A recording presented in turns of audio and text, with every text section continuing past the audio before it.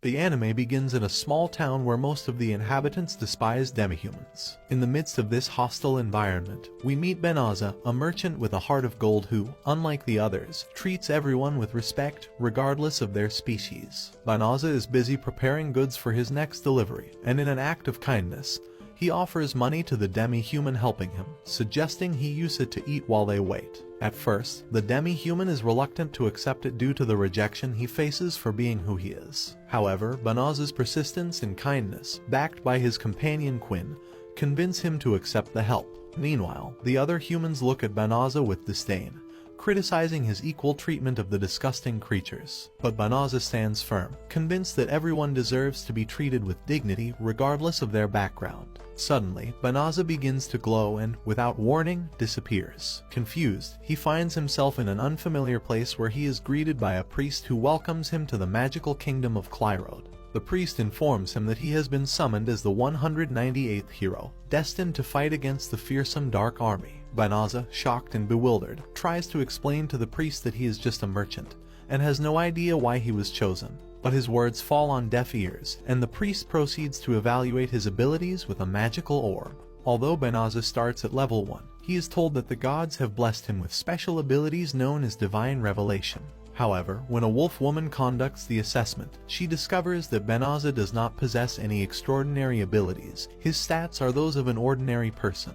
Disappointment fills the room. Ashamed, Benaza asks to be returned to his world, but his request is ignored. Next to him, another hero is summoned, and this one possesses legendary powers with maximum stats, sparking euphoria among those present.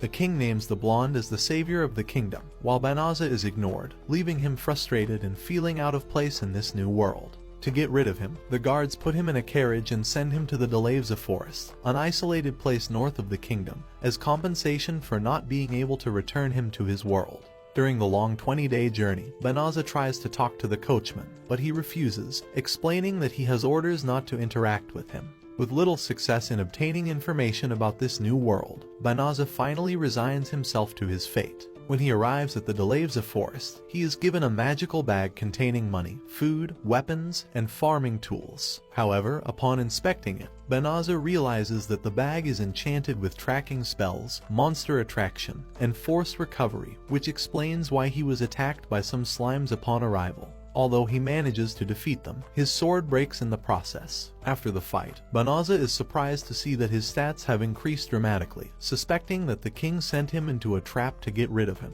But his luck changes when the guiding voice of his system informs him that he can remove the spells from the bag, which he quickly does. Determined to find a safe place, Benaza tries to venture into the forest, but the guiding voice warns him that the place has a high concentration of malice, dangerous for humanoids. Instead of retreating, Benaza decides to purify the forest, using a large amount of his magic in the process. Surprisingly, the forest is completely purified, and Benaza levels up to 367 without having faced any monsters. Meanwhile, in the kingdom, the king's daughter scolds her father for sending Benaza to the Delavza Forest, a place rumored to be inhabited by the Dark Army. The king, however, feels satisfied for having disposed of what he considers a human waste. But his calm fades when he learns that someone has used purification magic, the highest level sacred spell. At first, he believes it was the blonde hero, but is confused to learn that the purification occurred in a distant forest to the north. Back in the forest, Benaza, now incredibly powerful, decides to enter the city using a new ability that allows him to change form.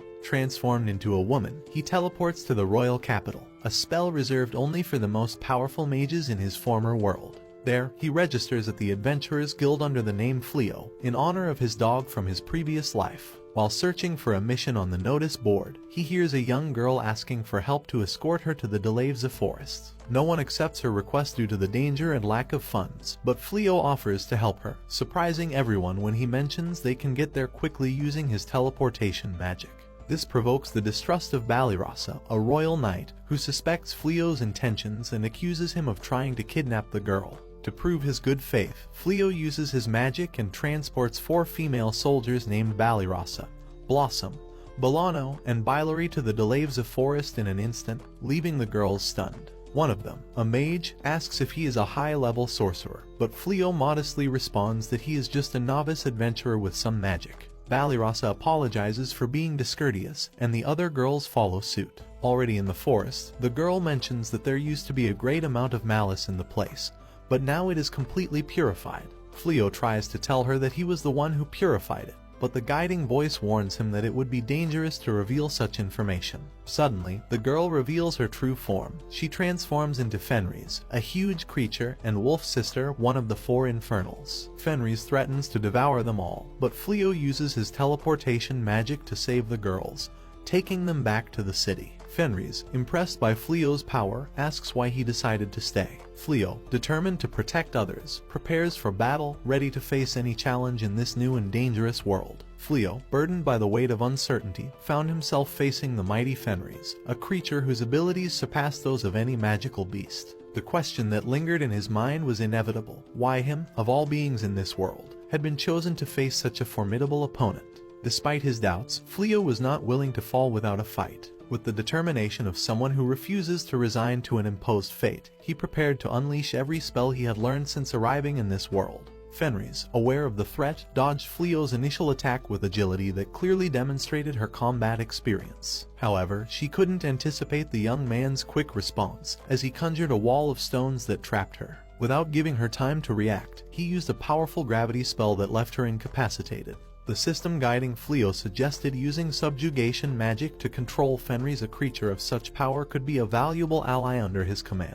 But Fleo, recalling his previous life, instantly rejected the idea. He couldn't repeat the mistakes of the past. Subjugating a living being against its will was something he couldn't live with. Fenris, trapped and weakened, exhausted all her magic in an effort to free herself. But in the end, she understood she was defeated. Exhausted, she asked Fleo to end her life once and for all. However, he had no intention of killing her. Battles, for Fleo, were merely a last resort. He dispelled the gravity magic, releasing her, and Fenris, astonished, found herself free when she least expected it. Confused by the unexpected mercy, Fenris shed her beastly form, revealing her human appearance. Realizing her vulnerability, Fleo quickly covered her with his cloak, a gesture of kindness that further bewildered the creature. He asked her to promise not to fight against humans again, and in return, he would let her go freely. While Fleo searched for some clothes in his magical bag, Fenris, exhausted by the lack of magic and the emotions of the battle, fell asleep. Later, as Fleo reviewed the numerous spells he possessed,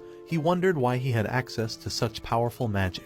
When Fenris awoke, she found him keeping watch over their surroundings. Despite her resistance to magic, she had always considered humans to be fragile beings. Intrigued, she asked if he had used healing magic on her while she was unconscious, to which Fleo nodded, stating it was necessary to save her. Fenris, impressed by the effectiveness of the healing, confessed that anyone else in his position would have killed her without hesitation. Moved by Fleo's compassion, Fenris made a vow. Given her immense power, she proclaimed him her master and decided to dedicate her life to repaying the debt she felt she owed him. Despite Fleo's attempts to refuse her, Fenris insists, calling him master and promising to do anything for him, with the only condition being that he allowed her to stay by his side. Fleo, unable to dissuade her, reluctantly accepted, concerned about the implications of his new situation. A while later, Fleo confessed to Fenris that he wasn't from this world, revealing that he had been summoned as a hero candidate, but they had abandoned him in the forest after deeming him useless. He showed her his true appearance and explained that he had changed his form out of fear of being hunted by the castle's people.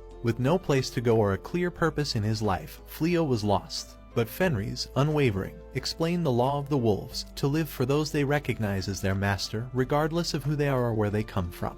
With unshakable determination, Fenris promised him eternal loyalty, not caring about the difficulties they might face together. Meanwhile, at the royal castle, the king questioned the hero about what had happened during the siege. The hero, a pathetic figure despite his title, blamed the soldiers for the failure, claiming they had cowered before a mere magical beast. But the king, suspicious, interrogated one of his soldiers, who revealed that the hero had remained at the rear, giving orders and blaming others for his own incompetence. Frustrated by his inability to improve, despite a whole month of training, the hero could only face humans or low-ranking magical beasts. Disillusioned and seeking solace, he retired with one of his servants, Suya, to squander the royal funds. Back in the city, Fleo and Fenris headed to the Adventurers Guild, hoping to register and earn some money. A merchant addressed Fenris as lady, which surprised her. Fleo remarked that they probably thought they were married, and Fenris, blushing, accepted the idea with enthusiasm.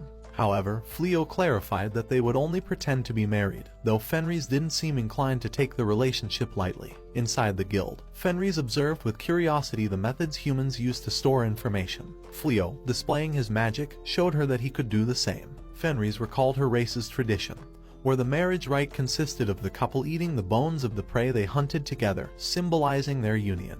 While Fleo hoped Fenris wouldn't force him to follow that strange tradition, the guild receptionist announced an emergency. A group of psycho bears had been sighted to the north and were heading towards the city. The adventurers, frightened by rumors that these bears had annihilated the hero's army, listened intently to the offer of a reward multiplied tenfold. Although Fleo thought it would be better not to get involved, Fenris insisted that it would be an easy task for him. Determined not to leave her alone, Fleo accompanied her to the place where the psycho bears had been sighted, near the house the guild had provided them. Fenris, showing great resolve, prepared to finish off the bears. Fleo, seeing her determination, decided to fight by her side. The cavalry, already beaten earlier, was on the verge of defeat, but Fleo intervened, launching a lightning attack that obliterated most of the bears, while Fenris eliminated the last one with a devastating stomp. The knights thanked Fleo for saving them, while Fenris, offended by a comment about the fragility of humans, questioned the lack of respect towards her master. Suddenly, a much larger psycho bear appeared, a towering threat, but Fenris, using an unknown ability, completely subdued it. Though no one understood what she had done, Fenris suggested they tame the bear. Fleo, to avoid panic, transformed it into a small colicker, an inoffensive creature. The knights, impressed by his power,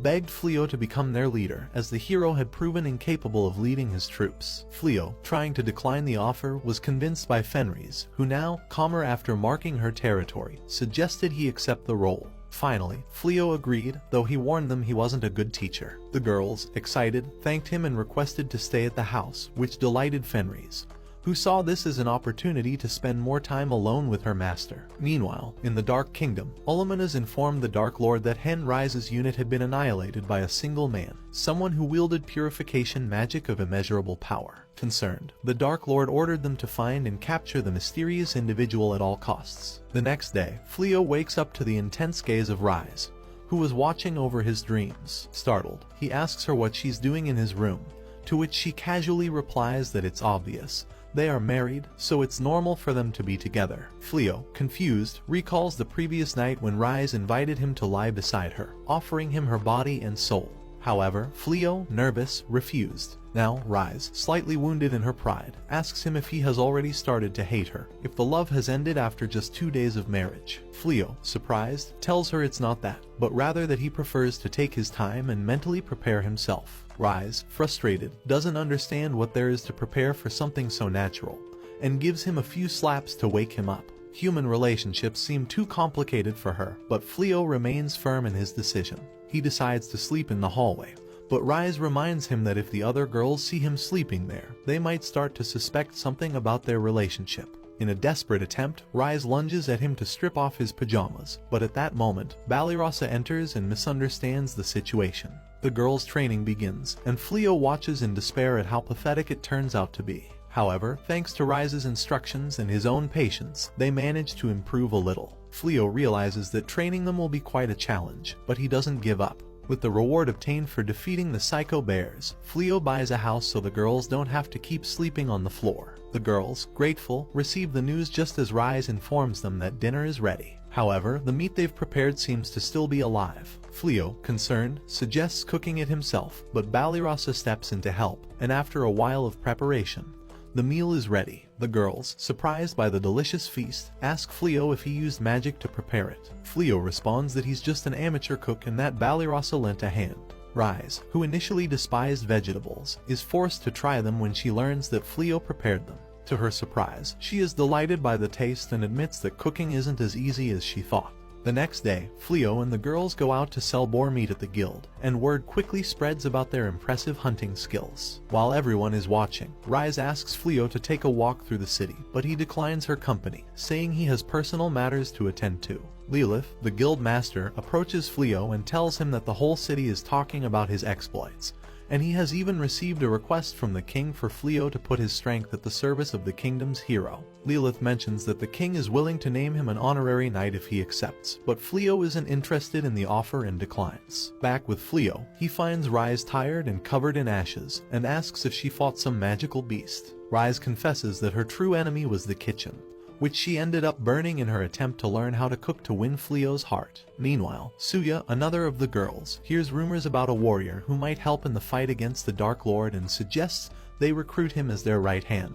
A month later, a carriage from the castle arrives at Fleo's house, but he continues to reject the king's offer. Rise, somewhat annoyed, comments that the emissaries don't give up, as they've come several times in the past month trying to recruit him. Rise suggests scaring them off so they stop bothering, but Fleo calms her down, saying they're just doing their duty. Later, Fleo watches the girls training and realizes that, although they've improved a little, they still have a lot to learn. During the training, Fleo gives a magic ring to Valino, one of the girls, to increase her power. However, Rise warns her not to put it on her ring finger, as that would symbolize a commitment. Suddenly, Ballyrossa is attacked by a giant caterpillar, but Rise, with ease, takes care of it, accusing her of pretending to be weak to steal her husband. But the situation becomes more tense when Ulaminas, a former ally of the Dark Lord, appears, surprised to see Rise, known as Fenris, living among humans and married. Ulaminas challenges Fleo to a fight, convinced that he is a threat to the Dark Lord's army. Fleo, though hesitant, accepts the challenge and quickly demonstrates his immense power, defeating Ulaminas with ease. The next day, Fleo apologizes to the girls for not having told them the whole truth, but they, grateful for everything Rise has taught them, decide not to betray him. However, peace doesn't last long. Ulaminas returns, this time accompanied by a group of elite dragons, ready to destroy them if they don't join the Dark Lord's army. But Fleo, excited to see real dragons, defeats them with a single spell, astonishing everyone. Blossom, one of the girls, seizes the opportunity to earn the title of Dragon Slayer by launching a tool improved by Fleo that takes down one of the dragons. Meanwhile, the Dark Lord watches from afar, surprised that a mere adventurer can wield such power. He knows he must prepare for the next step, as Fleo has become a serious threat to his reign.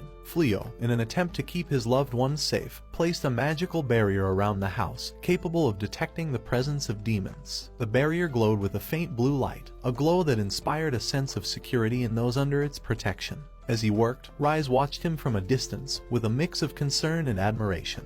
Despite her strong and stern character, Rise couldn't help but be intrigued by Fleo's kind and compassionate nature, especially when it came to the cat that had caused them so much trouble. One afternoon, while they were enjoying a moment of peace, Rise gave Fleo a serious look and warned him that if that cat got into trouble again, she would be the one to teach it a lesson. But though her words were harsh, inside she wondered why Fleo continued to be so considerate towards the cat, even after it had attacked them. Fleo's response was evasive.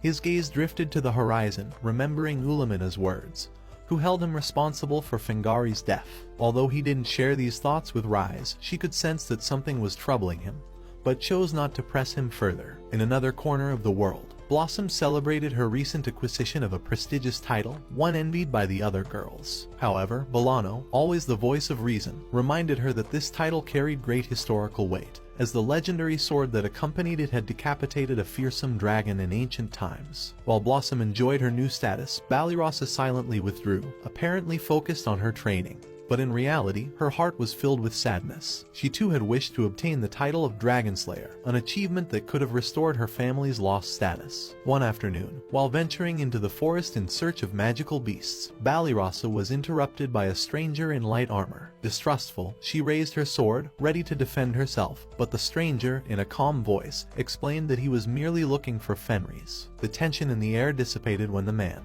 who inexplicably resembled the Dark Lord, introduced himself as Gozel. Despite her initial suspicions, Ballyrossa decided to lower her guard and let him continue on his way, though a lingering unease accompanied her back to the camp. Upon arrival, she was greeted by her companions, who asked if everything was all right, as the anti-demon barrier had been activated. Still a bit nervous, Ballyrossa recounted what had happened, causing Rise to burst into laughter at the mention of the name Gozel. What a name for someone who pretends to be important, she mocked. But her laughter quickly faded when she realized that they had actually been speaking with the Dark Lord himself. Panic seized Ballyrossa as she realized she had pointed her sword at such a powerful figure. The next day, the Dark Lord, Gozel, appeared before Fleo and Rise. Although the atmosphere was thick with tension, Fleo invited him in, trying to remain calm. Ballyrossa, still in shock, was forced to sit beside him, her heart pounding. Without preamble, Gozel expressed his desire to recruit Fleo into his army. However, Fleo immediately declined the offer, leading Gozel to question why.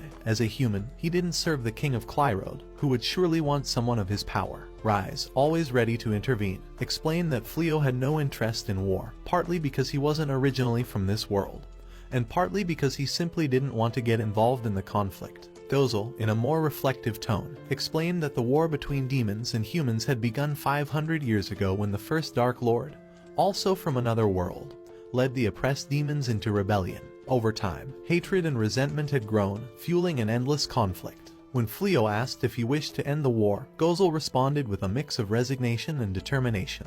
After 12 generations of Dark Lords, the ideology had changed, and although he wasn't interested in world domination, he also couldn't allow a threat to demons to fall into human hands. Thus, he continued to press his offer, but Fleo remained firm in his decision. The pressure of the situation proved too much for Ballyrossa, who fainted, while the girls secretly watched, worried for everyone's safety. Despite Fleo's refusal, Gozel didn't seem upset. In fact, he was intrigued by the human's calmness before him, as well as by the peculiarity of Ballyrossa, who, in her own way, fascinated him. The following days were chaotic for Ballyrossa. Every morning, upon waking, she found the Dark Lord sharing the table with Fleo, and the others behaving like any other guests. Despite her efforts to maintain composure, simply seeing him made her nervous. Gozel, always courteous, greeted her and commented on Fenris's excellent cooking, but his constant presence unnerved her. In a burst of courage, Ballyrossa demanded that he leave and stop insisting on recruiting her husband. But Gozel merely smiled and asked her to sit down and eat with them, prompting Ballyrossa to flee to change her clothes, hoping that by the time she returned, he would be gone. However, his persistence only grew, and on several occasions, she found him watching her train outside, though in reality, she was merely trying to escape him. A soldier from the kingdom, who had been spying on the situation, reported to the king of Clyrode that a demon had been frequenting Fleo's house. Alarmed, the king interpreted this as a sign of treason and ordered his soldiers to prepare for an attack. However, the princess, with more prudence, warned that an attack could push Fleo directly into the arms of the Dark Lord. She suggested first speaking with him to understand his intentions, but the king, in his arrogance, dismissed her advice, accusing her of not being qualified to make such important decisions. The kingdom's hero, not understanding the gravity of the situation, requested a larger contingent of soldiers to force Fleo to join them, or else eliminate him. Upon arriving at Fleo's house, the blonde-haired hero, confident in his power, once again offered him the option to join their cause. But Fleo, maintaining his peaceful stance, categorically rejected him. The girls, who had grown close to Fleo, supported his decision, expressing that since they had been living with him and Rise, they had begun to question whether it was really worth fighting the demons. They decided to accompany him in his decision to leave, and in an impressive display of magic, Fleo teleported not only the girls and the house, but also all the fields, leaving the blonde hero and his soldiers dumbfounded by such a demonstration of power. Enraged, the hero informed the king of Fleo's escape, prompting the monarch to order his troops to attack Clyrode's magical headquarters. Meanwhile, Ulaminas, watching from the shadows, reveled in the chaos that was unfolding. Fleo, for his part, settled in lands near Hado, a city to the west of the capital, where he hoped to live in peace. There, he apologized to Rise for dragging her into this situation, but she assured him that as long as they were together, everything would be fine. Meanwhile, the Dark Lord's army advanced relentlessly, destroying everything in its path. The king, desperate, gathered the kingdom's mages to cast a powerful purification spell, but the tension in the air was palpable. The pathetic hero, now fearful of the consequences of his actions, hid in the southern fortress, far from danger. The spy soldier reported to his leader that the preparations were ready, and before the purification spell could affect his troops, Gozel ordered a strategic retreat. Meanwhile, in his new home, Fleo enjoyed the tranquility, although he still felt the weight of the decisions he had made. While Fleo and his group were enjoying a cup of tea in their peaceful little house, a small chat arose about their business skills. Fleo admitted that he hadn't had much luck in business in the bustling city of Hado, where it seemed there was a shop on every corner. Meanwhile, the group's archer dreamed of becoming a horse breeder. According to her, renting horses for cart pulling could be a goldmine. Fleo, ever practical, offered her the stables out back, but Bolano and Ballyrossa felt a bit useless because they didn't believe they had any special talents. Rise, Fleo's devoted wife, reassured them not to worry. As the group's leader, she was more than happy to take care of them, even if they felt a bit useless. However, Fleo, somewhat nervous, suggested they share the household chores and focus on practicing swordsmanship and magic, leaving domestic tasks as a secondary concern. While all this was happening, in the royal palace, the high command was breathing a sigh of relief, believing they had kept the demons at bay with a purification spell. However, they had only 3 months before the effect would wear off. The kingdom's mages, exhausted after expending all their magic, had fallen unconscious, including the king, and would not awaken for a couple of months. The princess assumed control of the kingdom as dictated by the law of Clyrode, and I must say, she seemed much more competent than her father. Her first order as interim queen was to dismiss the blonde hero from the kingdom, a man who had been hiding instead of helping to confront the Dark Lord. When one of the counselors asked how she planned to fight without the hero, she merely sighed and ordered the oracle to be summoned, seeking any advice that could save the kingdom. Meanwhile, the blonde hero in question was outside the palace, expelled and full of indignation. He was furious about how he had been treated, especially since it was the king who had put him in that position. Despite his complaints, all he received were his belongings thrown over the wall, leaving him alone and angry in the middle of the night. Back home, Fleo thanked Rise for all her work since they moved to their new home. Rise, ever loyal, assured him she would do anything for him. But before they could continue talking, Rise fell asleep, leaving Fleo reflecting on how he used to feel lonely in that world before he had a home and a family. The next day, the group's girls, in an effort to give Fleo and Rise some time alone, insisted on taking over all the household chores so the couple could go out and enjoy the day. Fleo, somewhat blushing, accepted the proposal. Rise, excited to spend time with her husband, took advantage of the opportunity to stroll through the city. After a good meal at a restaurant, they headed to the market, where Fleo decided to buy her a gift. After searching for a while, he chose a brooch, and seeing the joy on Rise's face, he knew he had made the right decision. Back home, Rise couldn't stop admiring her new accessory, which sparked a bit of envy among the other girls. That night, Rise snuggled up to Fleo in bed, making him somewhat nervous. Despite trying to ignore her, Rise hugged him, causing Fleo to have a somewhat restless night. Meanwhile, the self-proclaimed hero was plotting something in the darkness of the castle. The blonde could not bear the idea of being a mere mortal in this world. He needed more power, and while desperately searching for something to make him stronger, he heard a voice promising to grant him any wish if he released it. Following the voice's instructions, blonde hero found a sword and, upon unsheathing it, released a genie named Haya, who controlled light and darkness. Haya offered him 3 wishes, and the blonde, with unbridled ambition, revealed his dark desires. The next day, the oracle met with the princess, who explained the gravity of the situation. Suddenly, a sacrificial necklace appeared around the necks of the princess and all those present. The oracle revealed that it was the work of a genie, released by someone who had broken the seal that kept it imprisoned. The princess, knowing the situation was desperate, ordered that the true hero, who according to the oracle was already in this world, be found. Everyone assumed it was an adventurer the king had tried to recruit, and the princess decided to go in person to find him. Meanwhile, Fleo was negotiating at the market, impressing a merchant with a shield made of dragon scales. The merchant, fascinated, asked for more goods and promised to introduce him to other interested buyers. The girls, watching from afar, realized that Fleo had a real talent for commerce, which wasn't surprising since he used to be a merchant in his old world. Rise, delighted to see Fleo in action, joked with Ballyrossa about how lucky she was to have him as a husband.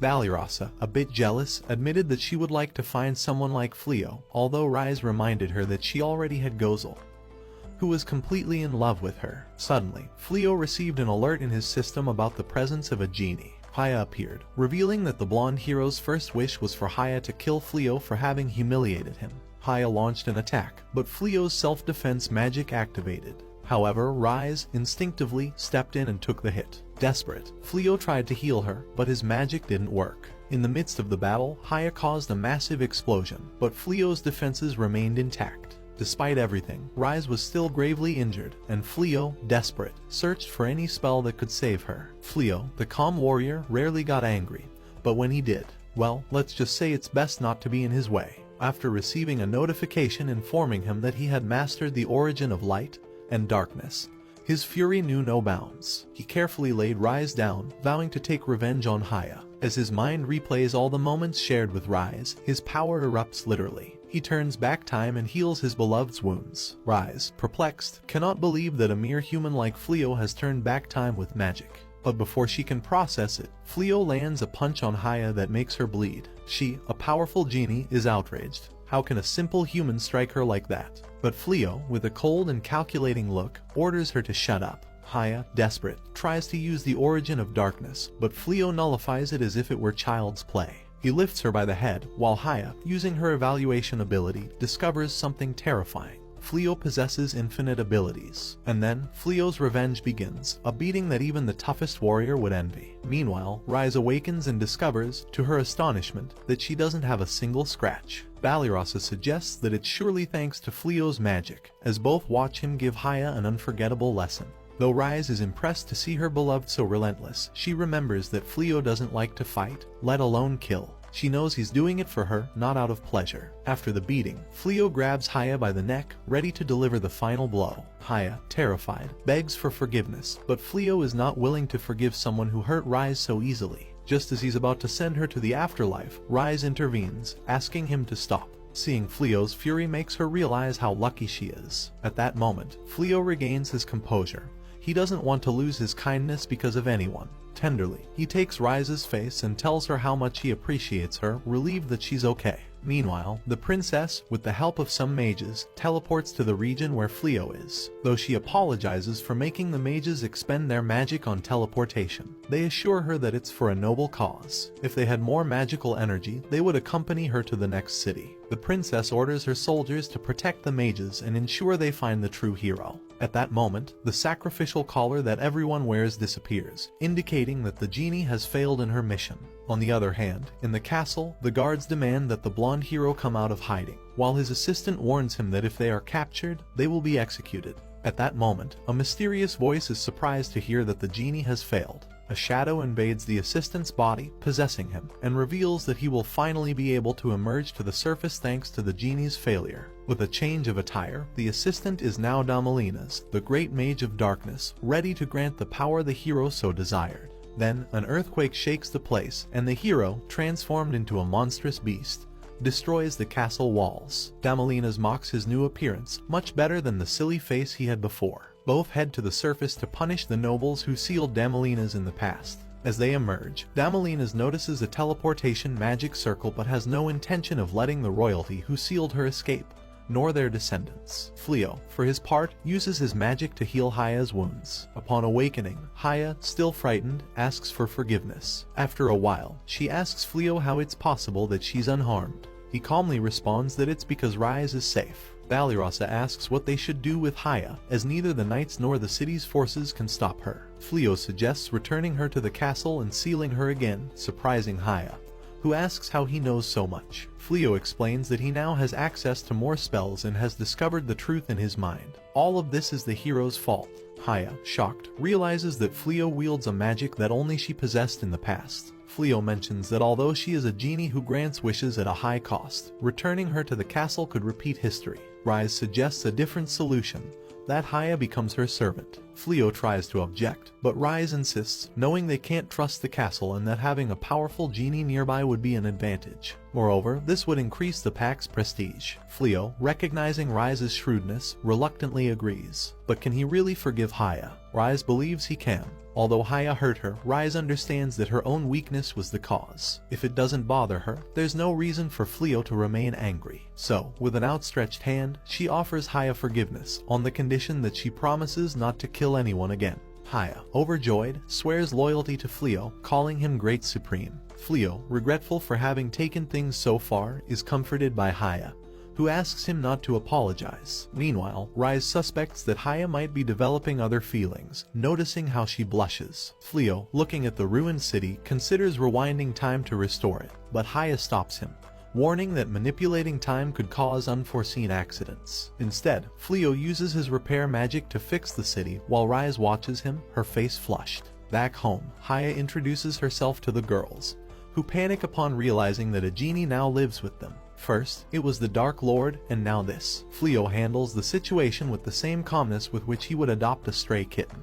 Ballyrossa informs them that Haya's room is ready, but Byluri and Bolano doubt the wisdom of having a genie in the house. Ballyrossa, however, trusts that as long as Fleo is around, they will be safe. Later, Fleo recalls the punch he landed on Haya. Ballyrossa, noticing his expression, asks if he's alright. Fleo, deep in thought, apologizes for having scared her, but Ballyrossa assures him that he didn't. Despite his power, Fleo feels frustrated for not knowing how to handle it properly. Ballyrossa confesses that she also feels lost. She strives to become stronger but no longer has any enemies to face. Grateful, she tells him that thanks to him, she has learned to value what she once took for granted. Back in their room, Fleo asks Rise to rest, acknowledging that it has been a tiring day. Rise, still feeling down, grabs his arm and pulls him into bed, asking if he plans to return to his world. Fleo, surprised, asks why she says that. Rise mentions that Haya hinted he might use genie magic to return. She begs him to take her with him if he decides to leave, as she couldn't bear to be abandoned.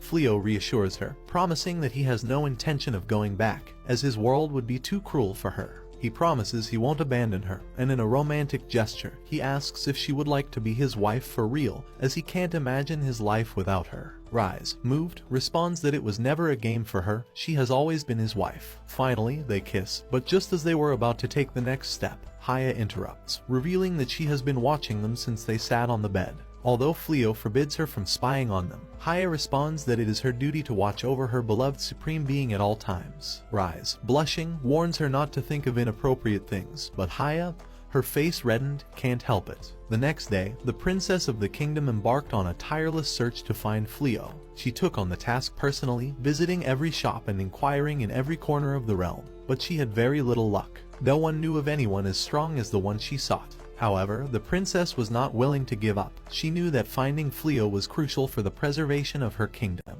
Meanwhile, Fleo was enjoying an amazing feast prepared by Fenris, along with the rest of the girls. This time, Fenris had the help of Haya in the kitchen, which made it easier to prepare a larger quantity of food. However, Haya insisted on using magic to cook, an idea that didn't entirely convince Fenris, who preferred things to be done manually, especially when it came to her pack. Haya, determined to be helpful, began assisting with all the household chores, which caused concern among the girls. They feared that Haya might be able to do everything better than they could, and if they didn't put in the effort, they would end up being complete slackers. Fleo, for his part, felt uncomfortable with the fact that Haya wouldn't stop calling him Supreme One at every turn. Although he didn't want that title, to Haya, it was inconceivable that someone with Fleo's characteristics would not be named as such eternally. Clearly, Haya was a bit obsessed with him. Later, Blossom was working hard in the field, fearful that Haya might take her job away. Along with Saib, she began plowing the land, while Byluri attended to her own task. She had suggested to Fleo the idea of having carriages to transport people with their horses, but so far, she had only had time to care for them, which depressed her greatly.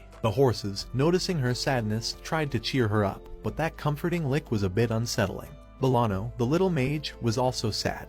She had left the knights before she could become a true mage, as her family had done. Although she knew she didn't need to push herself so hard, she remembered how Fleo had spent a lot of time helping her with her spells, which had made her improve a little. She couldn't allow all that time and effort to be wasted due to a simple bout of depression. Suddenly, a loud shout from Blossom alerted all the girls, who ran to see what was happening. They quickly discovered that a magical beast was ruining their garden. To make matters worse, the beast tried to attack them, but thanks to Bolano's magic, the attack was thwarted. While Ballyrossa wanted to get rid of the beast as quickly as possible, Byluri had a different plan. She asked Saib to revert to her former form to calm the horse, while she, with a rope and a shovel, managed to climb onto the beast and pacify it. The rest of the girls were delighted to see that they had a true master among them. However, Byluri had another question in mind. Could they use the land of their new home? Ballyrossa made it clear to them that those lands did not belong to them unless they acquired them, as Fleo had done. Ballyrossa's insight was praiseworthy. At that moment, Fleo and Fenris were on what could almost be called a date, though in reality, they were heading to trade some equipment. Upon arriving at their new business partner, he was astonished to see that Fleo had obtained salamander skin, commenting that it would be very popular among women due to its lightness. He also suggested adding some shine with a few gems. One of these gems, a bright light stone, caught Fleo's attention. It was very unusual and valuable. Meanwhile, outside the establishment, Fenris couldn't have been prouder to have such a talented and honest man by her side. But then, a strange shadow darkened the entire city. The princess, who was very close to the location, was also overwhelmed by the darkness of the sky. Suddenly, a strange portal opened, and from it emerged a golden Osaru, who turned out to be a hero. As soon as Fleo noticed the threat, he didn't hesitate to confront the beast, as the citizens were at risk of being injured. Although this attack was aimed at the princess, the soldiers who tried to protect her were unable to do anything, being thrown into the air by a wind spell. The situation was so dangerous that Haya appeared to protect her masters, warning that the beast was actually a human, probably transformed by the sorceress who possessed his body. This sorceress was no ordinary mage. She was the Dark Mage, the most powerful in the kingdom in the past. Her greed for power had led her to use dark magic, earning her a fearsome reputation, until a hero of that time was forced to put an end to her life due to the threat she posed. However, the dark magic ensured that both her power and essence remained alive. The humans of that time, in a decision both brilliant and terrible, sealed two monsters in the same cursed place. Fenris understood that Haya was implying that, in part, it was her fault, as when she was freed, she used magic to break her own seal, which in turn released the seal of the evil sorceress. Faced with this responsibility, she asked Fleo for permission to confront the threat personally, a request that Fleo immediately granted while he and Fenris took charge of evacuating the citizens. Back with the princess, she recognized Damalinas, understanding that the sorceress was after her, as it was her ancestors who had imprisoned her, who wouldn't hold a grudge after being locked away for millennia. When Damalinas ordered her beast to attack the princess, Haya intervened and thwarted the attack. This bewildered Damalinas, who couldn't understand why a genie would care so much about a human. Despite casting a powerful spell, she also failed. The dark sorceress, enraged, declared that no power in this world could defeat her, and to prove it, she used a forbidden spell that caused her beast to grow gigantic. However, from afar, Fleo had broken the seal, neutralizing the threat. This greatly embarrassed Haya, who could not fulfill her promise. Although Haya asked for the power to end her enemy's life, Damalinas was perplexed. A mere human had neutralized her spell. Seizing the opportunity, Haya defeated the sorceress, freeing the hero from her control. Back with the princess, she finally managed to find Fleo, and introduced herself as Elizabeth Clyrode, the heir to the throne. She apologized for how her father and the former hero of the kingdom had treated him, acknowledging that he never deserved that title. Now, she offered the title of hero to Fleo, convinced that he was perfect for it, but Fleo refused the proposal once again. According to him, a true hero would not hesitate to use his power to help humanity. Besides, he had much more important things to take care of and simply wished to live in peace alongside his wife. At sunset, upon returning home, the rest of the girls were waiting for Fleo to discuss the possibility of expanding their property. Bylary wanted to capture beasts and breed them, while Blossom wanted to grow new vegetables.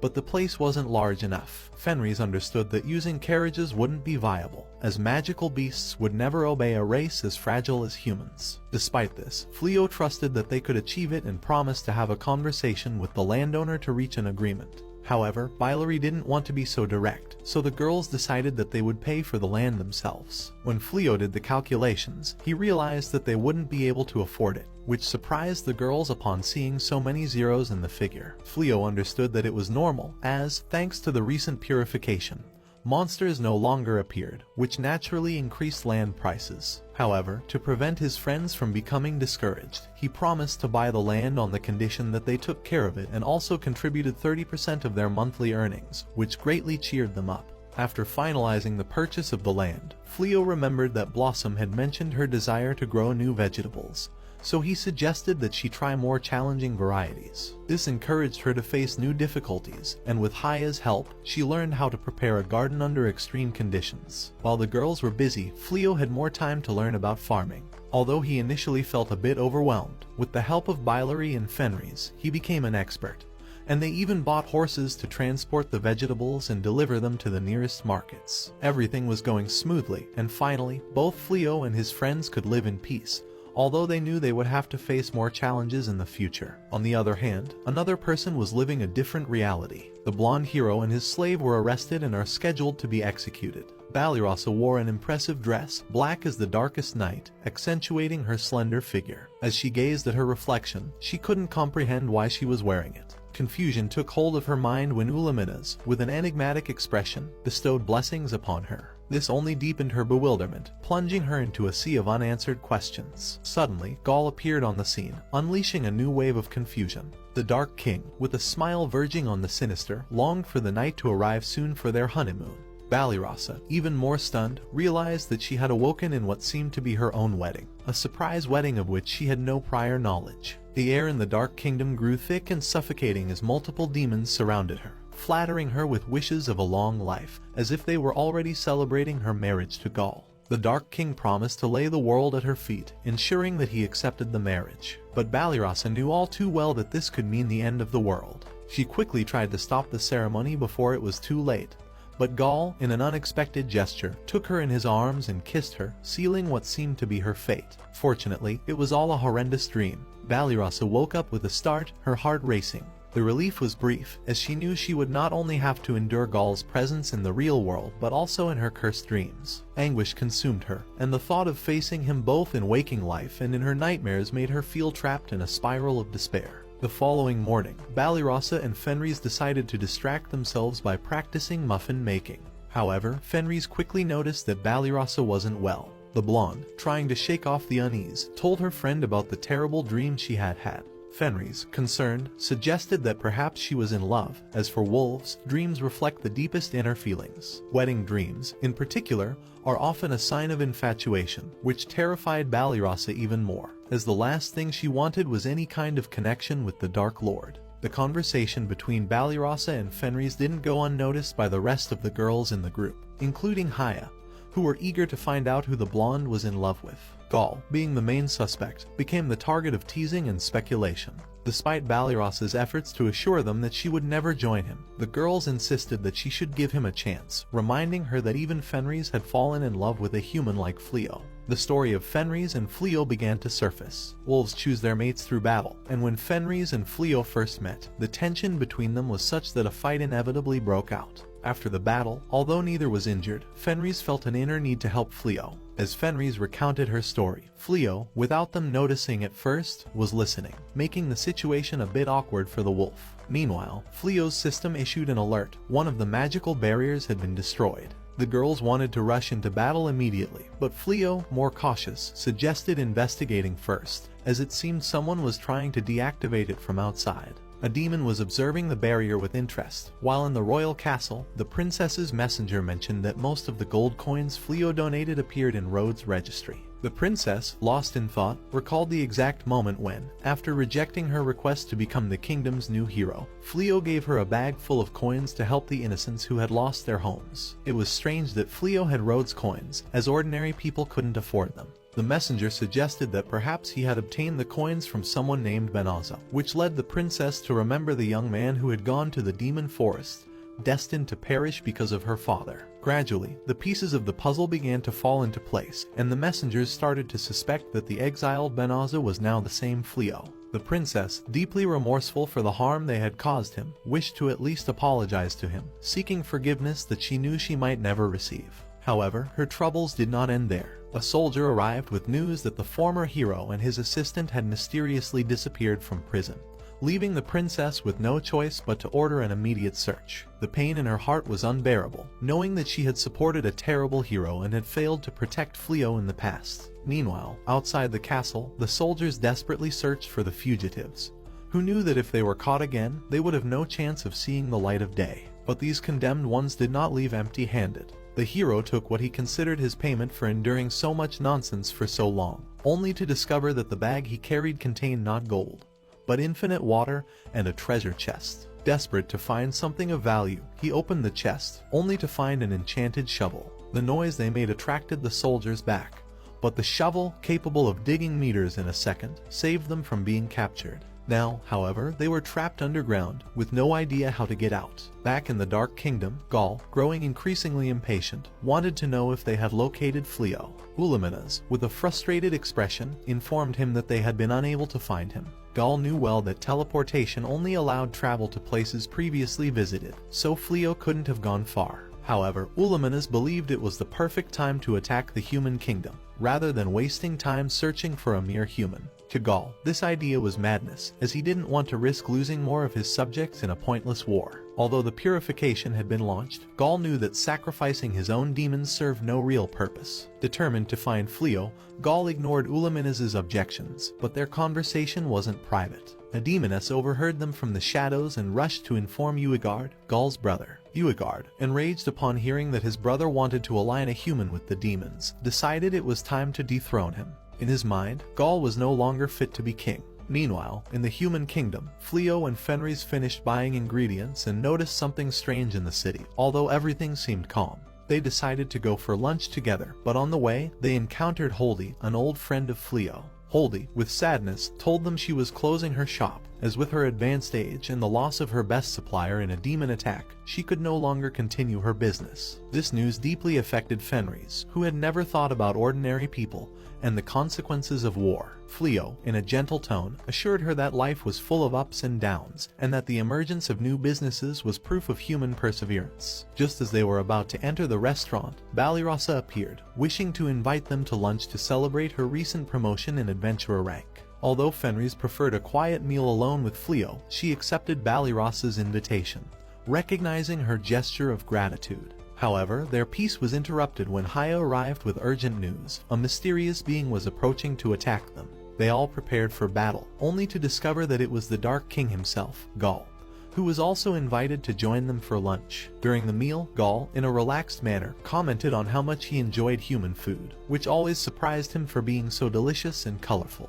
As they spoke, Fleo recalled how he had met Ballyrossa in the past. Ballyrossa, for her part, couldn't help but feel a spark of hope, believing that if the Dark King could appreciate human food, perhaps he could also learn to appreciate other things from their world. But she knew she couldn't let her guard down. Gaul was, after all, a formidable enemy, one she had sworn to defeat, even though he was now sharing a meal with them. A few days later, during breakfast, the atmosphere at the table was filled with anticipation. The meal prepared by Fenris shone with a special allure. The vibrant colors and intoxicating aroma filled the room, capturing everyone's attention. As they took the first bite, their senses were overwhelmed by a mix of exquisite flavors, and the surprise was evident on their faces. It was clear that Fenris's culinary skills had reached a new level, and although she remained modest, she couldn't hide the pride she felt. She attributed her success to the teachings of her cooking teacher, whom she had recently visited in Hado to express her gratitude. This reunion not only allowed her to thank her teacher but also led her to learn a special dish, one that was perfect for families and, according to her teacher, was a favorite among children. As Fenris reflected on the lessons she had received, Mylno warmly congratulated her, noting that her teacher was now married. This awakened a mix of emotions in Fenris. As being a wolf, she understood that being married implied the possibility of becoming pregnant at any time. This thought made her blush, and the girls at the table exchanged knowing looks, aware of what this new stage in their friend's life entailed. At that moment, a knock at the door interrupted their thoughts. Upon opening it, they found the princess, who, despite previously rejecting Fleo's offer, had returned with a different attitude. She had come to apologize, referring to him as Benaza, which caused surprise among those present. Shortly after, the princess was invited inside, and Ballyrossa served her a cup of tea, while apologizing for the modesty of the welcome, considering her status. The princess, however, had something important to discuss with Fleo, although Fenris was reluctant to leave them alone.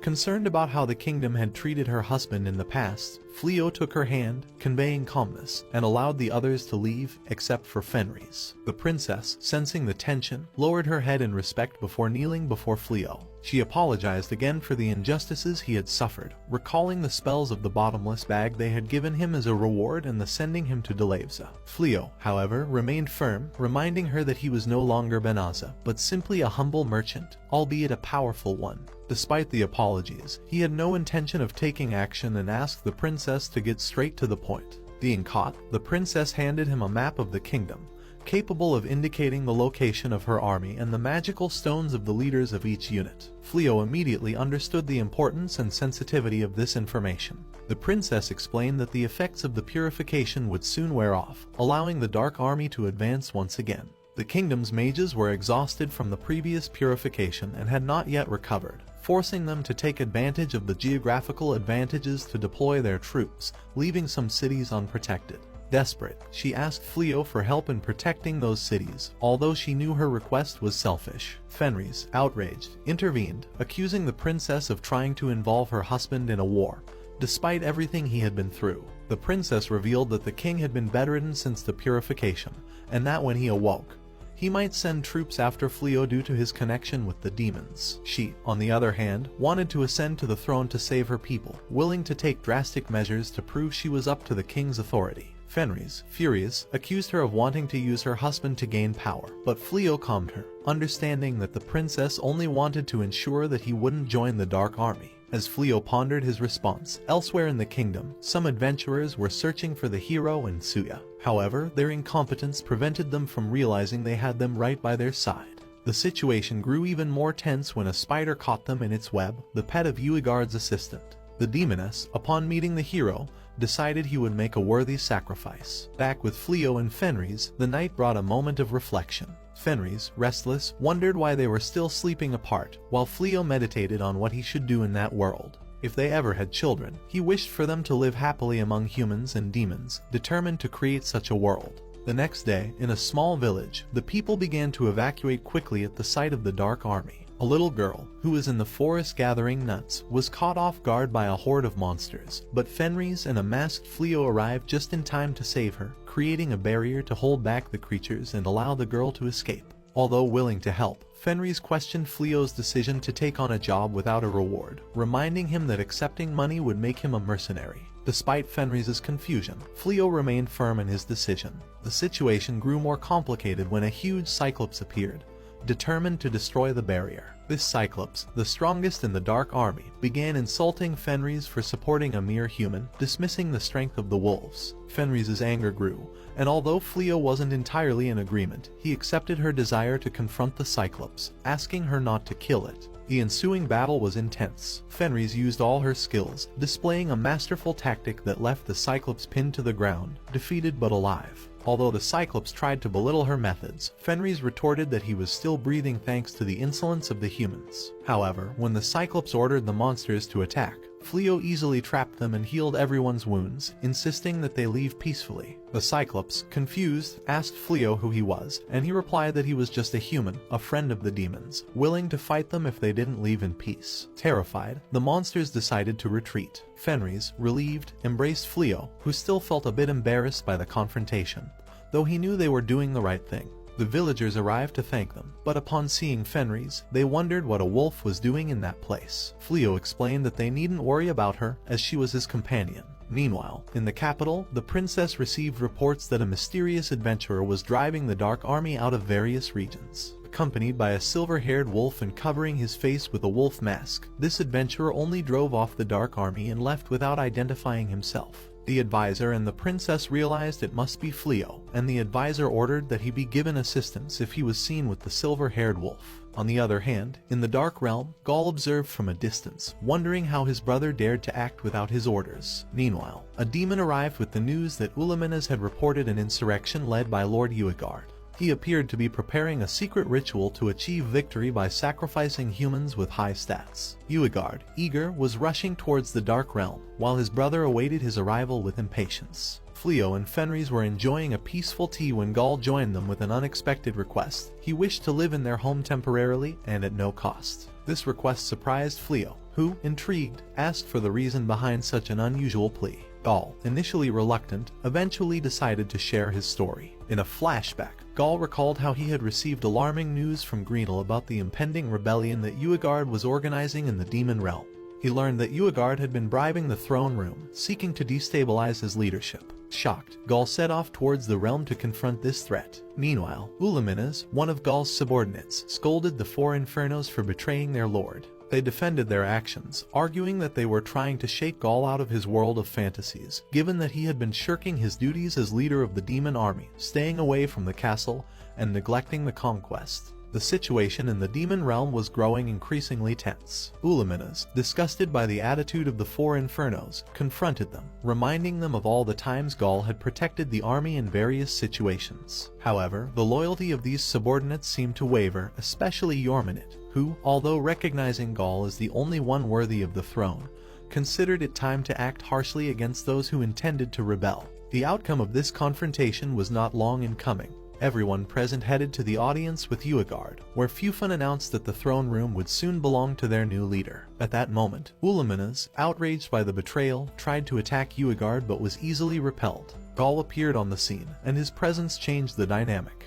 Despite the provocations, Gaul made it clear that he did not seek conflict, asking his followers if he had committed any act that warranted being considered an offense. The response was a mixture of dissatisfied murmurs. Disappointed, Gaul decided to remove the ring that symbolized his power and handed it to Uegard, thus renouncing the throne of the Dark Lord. This act surprised everyone, especially when Uegard tried to attack him in a fit of rage. Gaul, however, demonstrated his power with a simple kick that sent Uegard flying out of the castle. The four Infernos, realizing their mistake, begged him not to abandon his position as king. But Gaul was resolute. He had given all his money to his subordinates as severance pay and was now in search of a new beginning. Fleo, though willing to help, needed to consult with the others. Balirasa, who had just arrived, was left speechless upon seeing the former Dark Lord in her home. Fleo suggested that Gaul and his group stay temporarily, but Balirasa, terrified, didn't know how to respond. Meanwhile, Gaul tried to convince her of the advantages of living together, but her fear was evident.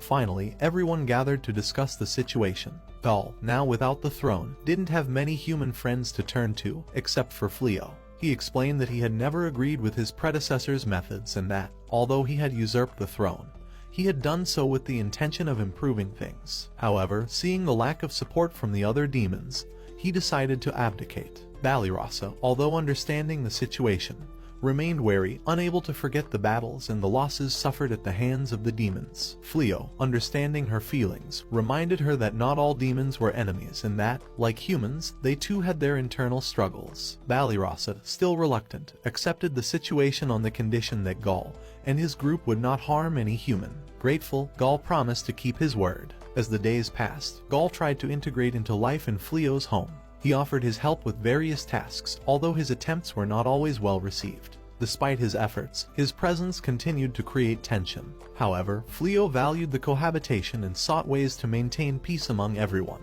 Finally, Balirasa, still uncertain, confronted Gaul and Uluminas, warning them that if they harmed any human, they would have to face her. Gaul, far from being offended, thanked her for her honesty, although Balirasa made it clear that she would only shake their hand the day they earned her trust. With this promise, she retreated to the forest with Saib, while the rest of the household tried to adapt to this new and strange cohabitation. Elsewhere, the former hero was fleeing with Suya, exhausted but determined to reach the realm with a bag full of treasures stolen from the castle. Unbeknownst to them, their fate was linked to the events unfolding in Fleo's home, where demons and humans were attempting to coexist in a tense but fragile harmony. As Uegard paced through the hall, a growing frustration consumed him. How is it possible that we always end up defeated? He thought, casting inquisitive glances towards Fufun, expecting a convincing explanation. She, aware of his mood, cautiously informed him that reports indicated the humans had laid traps along the Dark Army's route, hindering their advance towards Clyrode. Uegard clenched his fists upon hearing that mere traps had been enough to stop his mighty army. He couldn't fathom how something so insignificant could stand in the way of his victory. He decided that the only way to ensure triumph was to crush them with an even larger army, so colossal that the humans wouldn't have time to react. Fufun, with a trembling voice, asked how he planned to create an army of such magnitude, but before she could finish, Uegard struck her with a gesture of impatience. Your job is to figure out where the hell to find soldiers, he snapped, warning her to come up with an effective plan for the next attack. Meanwhile, elsewhere, Hugi Mugi and the rest of the Infernos were discussing among themselves. None of them were surprised that Uegard kept failing. His focus on advancing without a clear strategy was a recipe for disaster. Meanwhile, in a completely different setting, Fenris ran to embrace Fleo with enthusiasm. She had won a ticket to a hot spring and was excited at the thought of a trip together. However, the worker informed her that the ticket was valid for a minimum of 3 people and a maximum of 15. Fenris, disappointed that she couldn't enjoy an intimate moment with her husband, asked if they could exchange the prize. But upon finding it wasn't possible, she resigned herself with a mixture of frustration and acceptance. On the other hand, Gaul and the others were strolling through the streets, noticing the large number of people who, despite being in a remote area, were gathering around them. Uluminas noticed that everyone was dressed strangely, which Balirasa explained was because they were wearing yukatas, traditional attire from an eastern country. Fenris was still lamenting not being able to enjoy her beloved husband alone, but Fleo consoled her, reminding her that the company of Gaul and Ulaminas would allow them to get to know them better. Despite her disappointment, Fenris decided to enjoy the trip, and upon hearing some girls talking about the fertility benefits of hot springs, her mood changed completely. Now, she had a new goal, to give her husband a small Fleo Jr. Upon arriving in Kinosaki, an elderly woman welcomed them and handed them their yukatas so they could change and begin the tour. Fenris stealthily approached one of the workers and whispered which of the hot springs enhanced fertility. The worker, with a smile, indicated that it was the Yanagi bath, located outdoors, and handed her a map while wishing her good luck. Fenris, though embarrassed, was determined to achieve her goal of becoming pregnant. Elsewhere in the complex, the girls headed to a room to change, but Blossom, distracted, stumbled into Uegard, who was disguised as a human.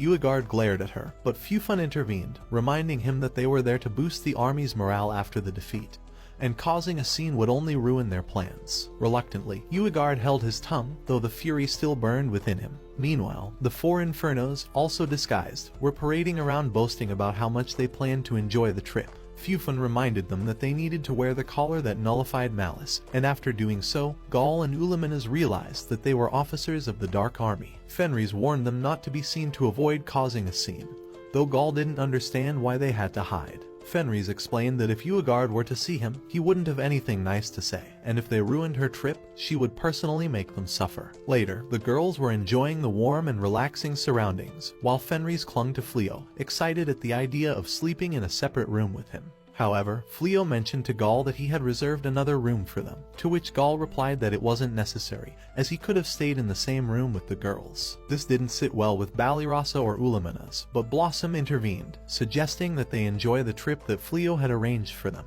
With everyone scattered in different areas, Fenris seized the opportunity to invite Fleo to the Yanagi bath. However, when one of the girls wanted to join them, Fenris stopped her, determined that nothing and no one would interrupt her plan to conceive a child with Fleo. Still puzzled by his wife's sudden mood swings, Fleo suggested they all have dinner together after relaxing, a proposal everyone accepted. As Fenris dragged Fleo towards the Yanagi bath, Haya accessed her own mind, where she encountered Ulaminas, who asked if she had forgotten about her. Haya responded that such a thing was impossible, as her soul would always be with her, and taking advantage of the moment, hinted that she wished to have a bit of fun with Melinas. As she cornered her, she confessed her curiosity about human reproduction, but when she tried to advance, Melinas, breaking out in a cold sweat, reminded her that such an act was only possible with someone one loved, and that they were both women, so it was forbidden to do it with the same gender. Haya, however, reminded her that she was a being transcendent of genders, attracted to all that was ambitious. Despite her attempts, Ulaminas expelled Haya from her own mind, understanding that both must agree to such an act. Back with Fenris and Fleo, they arrived at the Yanagi bath, where Fenris, excited, asked Fleo to shower her with affection. Fleo, though he tried to oblige, realized they were in the women's bath, and in a scene change, we see him relaxing in the hot springs, reflecting that it was the first time he could do so in that world. In a moment of calm, Fleo proposed to Fenris that they plan a trip just for the two of them, as they had never had a honeymoon. Fenris, delighted with the idea, could only think about how they hadn't been able to share baths, which frightened Fleo, making him leave quickly. Elsewhere, Bilary had declined the invitation from Balirasa, and the others, choosing instead to head to the Adults Museum. Just as she was about to open the door, Haya appeared behind her, commenting that, according to rumors, there were intriguing artifacts from all eras in that museum. With a mix of nerves and curiosity, Haya pushed her inside, and both were delighted with what they found. Later, they were seen drinking in a bar, where Blossom, a bit tipsy, told Balirasa to stop glancing covertly at Gaul and, if she liked him, to tell him directly. Balirasa, blushing, denied the insinuation, claiming she was just keeping an eye on him. Seeing them so relaxed, Gaul remarked that Balirasa looked especially beautiful in her yukata, which made Ulaminas jealous, though she tried to hide it. Blossom, noticing the tension, invited them all to have a drink with her, while we returned to the Infernos, who were eating unsatisfied, finding human food disgusting. As the tension increased, Uegard, fed up with the atmosphere, began to control the accumulated malice, unleashing chaos that only intensified when the collar nullifying malice was accidentally knocked off. In the distance, the false hero and Tsuya, desperate to escape, stumbled upon a stone brimming with dark energy. The stone transformed the hero into a giant monster, unleashing a new battle. Back with Ulaminas and Balirasa, the tension between them escalated as they argued over Gaul's situation. Ulaminas, enraged, made it clear that Balyarasa could no longer get closer to Gaul, to which Balyarasa retorted that she would do as she pleased. The confrontation between the two was cut short when Uigard, ignoring the situation, began preparing his next move to attack the humans. In an unexpected twist, Uigard, furious over the constant defeats, decided to lead an even larger army to crush the humans. Meanwhile, Fenris remained determined to accomplish her mission, despite the tensions and conflicts looming ahead, as it must be assumed that Gaul is about to face a tough battle with his brother. Balyarasa runs desperately, worried about the confrontation she has witnessed between Gaul and Uigard.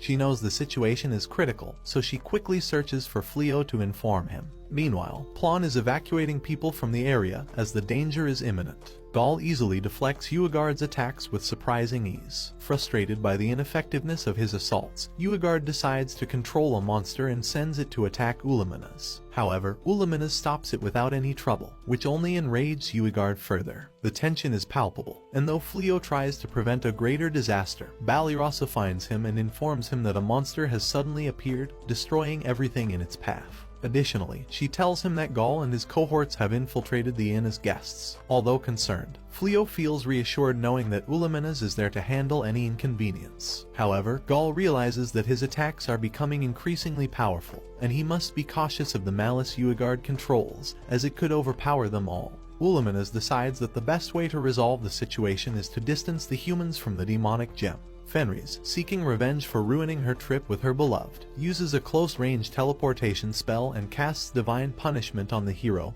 completely expelling him from the demonic malice. Meanwhile, Zoya, who is about to fall, is saved by Gaul, who had promised not to harm any human. Uigard, refusing to give up, follows Gaul, who asks if he has no intention of surrendering. Uigard arrogantly responds that he will eat, drink, and destroy whatever he wants, for demons like him live by following their instincts. With a fist charged with magic, Uigard attacks Gaul, but he skillfully dodges, remaining cautious now that he has obtained the Dark Lord's power. Elsewhere, Ulaminas interrogates the four Infernos about why they have allied with Uigard. They, with no intention of fighting, claim they just wanted to relax and observe. Fun, on the other hand, irritates the little cat, declaring that no one will stand in the way of her dear Lord Uigard's goals. Fufun uses his spider to attack Ulaminas, but he dodges and lunges at the perverted Four Eyes. To Gaul, the battle is nothing more than a game. He easily blocks Uigard's attacks and counters with his magic. Jigger, realizing this, increases his power and starts striking rapidly. Though Gaul is only focused on defending himself, his brother accuses him of having lost his innate aggression. In response, Gaul inflicts considerable damage with a headbutt and demands that he entertain him a bit more. When Uigard tries to use his malice, Gaul informs him that he has sealed it, leaving him practically human. Uigard, incredulous, had never heard of such a spell. Gaul explains that it is a human spell that he perfected and used to overthrow the former Dark Lord, who was leading the Dark Realm to its destruction.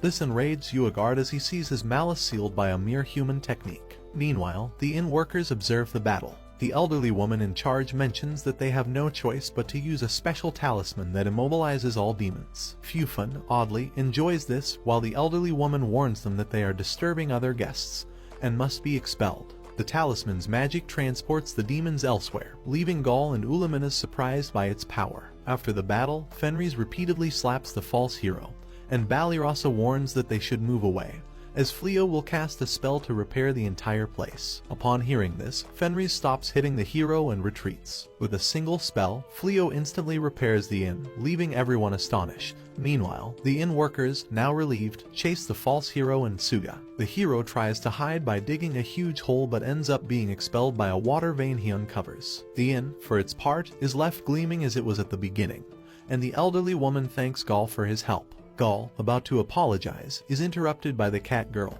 who silences him to prevent him from getting into more trouble. The elderly woman asks everyone to enjoy the hot springs, as the staff will do their best to serve them. Uigard, excited, finally relaxes, while later that night, Fenris reflects on her husband's fertility. Balyarasa, for her part, covers the fierce cat's body while Damalinas scolds Haya for being in the women's bath, suspecting she is jealous. Later, Fleo and Gaul listen as the girls have fun and joke about the relaxing effect of the hot springs. Gaul comments that he never imagined bathing alongside the former Dark Lord, but after meeting Fleo, he realizes that he is an interesting person. Gaul admires Fleo's calmness in his presence and his desire to create peace between humans and demons. Fleo, for his part, feels strange, knowing that although he possesses great power, it will never be enough to eliminate the world's conflicts. Gaul asks him what he thinks is necessary to change the world, but Fleo has no answer. He only knows that he must rely on his friends to do everything within his power. Satisfied with Fleo's response, Gaul offers his help, becoming his trusted companion. Later, they enjoy a grand feast prepared by the elderly woman, and everyone goes to bed, except for Fleo and Fenris, who enjoy a moment alone. The next day, Fenris is in a very good mood, and the girls notice that something has happened. Fleo teleports them back to the city, where they continue with their daily activities. Bolano, nervous but excited, gives her first class, while Haya helps Blossom with the harvest. Later, Fleo teaches Gaul how to use a bow, and Balirasa approaches to thank him for the armor he made for her. Ulaminas, jealous, growls and changes the subject, mentioning that the princess's coronation will be later. Gaul assures her that due to his magic, Uegard will take a while to recover, so there will be no problems during the event. Finally, during the coronation, the new queen orders the search for her father to continue, while reflecting on not wasting the opportunity Fleo has given her to rebuild the kingdom. On the other hand, the false hero is still being sought, but he and Suya are hiding, waiting for the day he is recognized as the true hero. As everyone prepares to eat, Fleo mentions to Fenris that he plans to open a shop to sell his sweets, and together they begin to dream about how to make it grow. Their vision of a world where humans and demons can live in peace continues to take shape, step by step. And with that, our anime comes to an end.